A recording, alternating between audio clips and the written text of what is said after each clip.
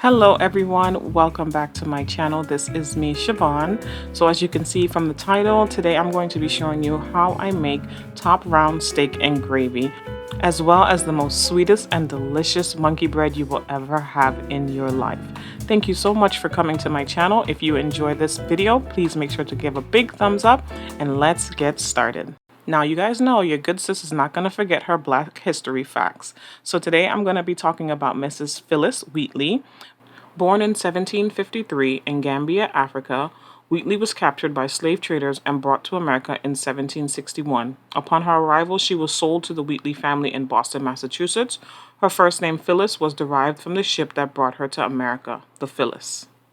Although she was a slave, the Wheatley family educated her, and within 16 months of her arrival in America, she could read the Bible, Greek and Latin classics, and British literature.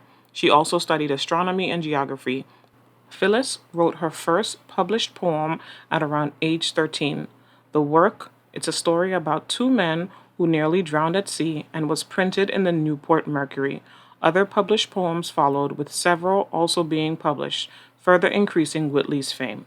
In 1773, Wheatley became the first African American woman and the second woman in history, in American history, to write a book of poems and have it published. Her book was called Poems on Various Subjects, Religious and Moral. Please take the time out to research some more information on Miss Phyllis Wheatley.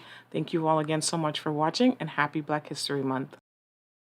I hope that you all are fully enjoying these Black History facts. I absolutely enjoy doing them for you guys. Thank you all so much for great feedback on my Instagram page. So here I am just starting out with boiling the potatoes. I am pretty heavy-handed with the salt when it comes to boiling the potatoes, only because I don't like to have to add seasoning to the potatoes after it's already been mashed.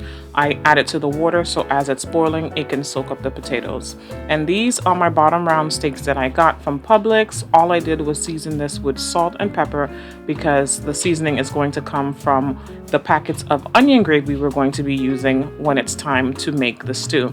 So you're going to add 2 tablespoons of butter to a skillet. It's the best to use when you have a skillet. And you're going to just place your steaks into the skillet and you're going to have them cook 2 minutes on each side.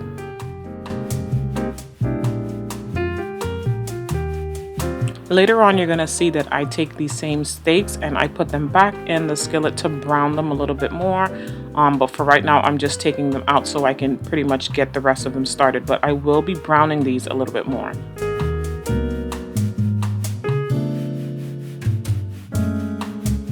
But there's no butter in the pot. Here I am browning the steaks, like I said I was going to be doing.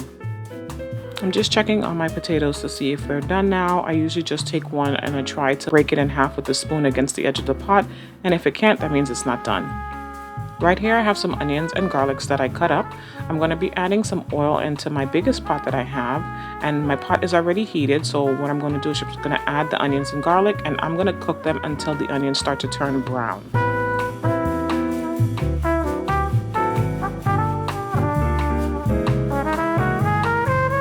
While my veggies are cooking, I grabbed 1 glass of water and my onion gravy packets. Like I told you guys, I got them from Publix. You should be able to find them in your local grocery store. Here is Sydney on Savoy's scooter. I don't know why. Don't ask me. That's just Sydney. The onions are all nice and brown now, so I'm going to add in my water and 1 gravy packet, and I'm also going to whisk it until those packet pieces are completely dissolved.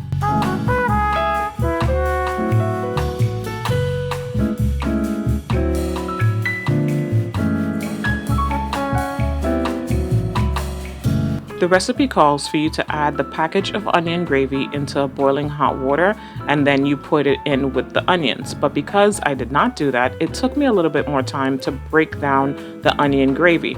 So this time around, I decided before I put in the second packet, I was going to heat up the water, whisk it inside of the cup, and it came out so much more easier and so much more smoother. So I recommend that when you do this, please make sure that your water is already hot before you add in the onion gravy. So far you have your onions, your garlics, they're all nice and brown. You have 2 cups of water, 2 packages of onion gravy, and now you are adding your top round steak. So you're just going to make sure that all of the steak is completely covered. Here I am breaking up a little bit more onion gravy that I saw, but other than that, you cap it and you let this cook on medium high for the next 30 minutes. Now that my potatoes are finally finished, it is time to mash them. So everyone makes mashed potatoes differently. I just like it plain and simple. Some people like garlic, some people like onion powder. I don't like any of that. I just want salt and black pepper and butter and milk, and that's it. And that's just how my family likes it.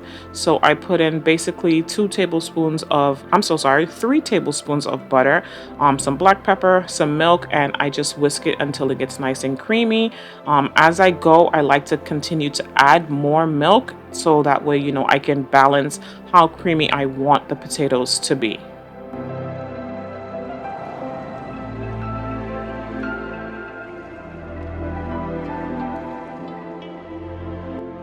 Now that my top round steak has been cooking for about 25 minutes, I added a little bit more water because I know I wanted some more gravy.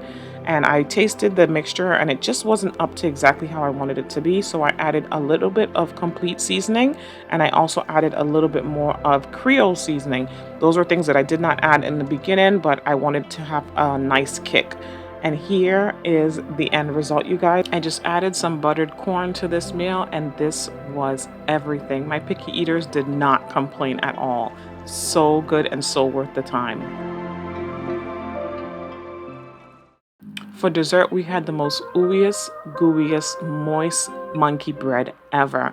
My mother-in-law taught me this recipe back in 2008. It is super simple and super quick. You're just going to be using the Pillsbury biscuits, and you're basically just going to be cutting up one separate biscuit into 8 different slices. It's very simple. Also, I'm just suggesting that if you have a big family like mine, you're going to need to make 2 pans because my kids and my husband went through this in the first 20 minutes of it being out of the oven. This is how it's supposed to look when all the pieces are done, and that's just with 1 container. I'm going to be using 2 containers. So I added some sugar and some cinnamon in a bowl, and you're just going to mix that up. This is the mixture that your Pillsbury dough is going to be going into. You're also going to butter a bundt pan or whatever pan you may have, but I like to use my bundt pan for this one. And you're going to make sure that the pan is completely buttered, you guys. I mean, seriously, put your back into it when you're using the butter. So you're just going to mix up your Pillsbury dough, like I said, in the cinnamon sugar, and you're going to coat it until your dough starts to look a little brown, and then you're just going to add it into your bundt pan. In the beginning, I showed you that I was going to use 3 cans, but I did not. I ended up using 2, and this is how it looks when it's completely covered with cinnamon sugar. It's supposed to be nice and brown, and like I said again, this is 2 cans of the Pillsbury biscuits.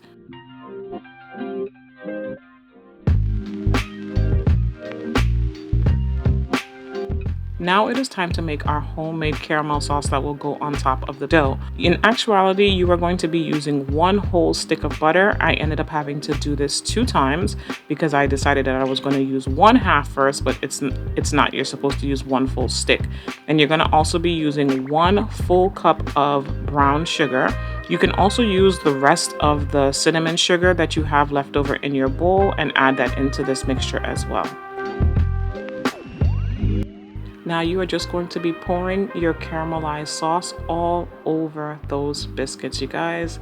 This is the most beautiful part. This sauce smells so good, and when it combines with the biscuits and the cinnamon and sugar, oh, it's like a small slice of heaven. You're gonna put this baby in your already preheated oven for 30 minutes and just wait and take up the sweet aroma as it fills the house. After 30 minutes, this is how your bread should look when it is fresh out of the oven. Nice and brown on the edges, caramel still bubbling in the middle, but completely done. So beautiful, and the scent, you guys, it's like heaven. I kid you not, it's like a small slice of heaven. So I'm not really good at turning over cakes, so I had my husband assist me. He's like the best at this.